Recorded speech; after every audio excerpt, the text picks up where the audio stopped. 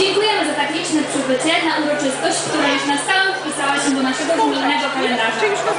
Przed uroczystym otwarciem mieli już Państwo okazję wysłuchać występu Gminnej Orkiestry Dętej z Łącka, która powstała w 2008 roku z inicjatywy wójta gminy Łąck, pana Zbigniewa Białeckiego i kierownika Gminnego Ośrodka Kultury w Łącku, pana Wiesława Stańczaka.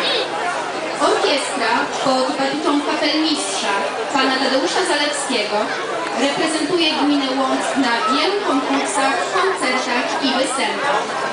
Mamy nadzieję, że tegoroczna giełda, zorganizowana przez Ośrodek Doradztwa Rolniczego w Płocku, wspólnie z samorządem gminy Łąck, Stadem Oddziałów w Łącku oraz Starostwem Powiatowym w Płocku spełni Państwa oczekiwania, a dopełnieniem tego będzie obszerna część artystyczna, którą już za chwilę będziecie mieli Państwo okazję zobaczyć.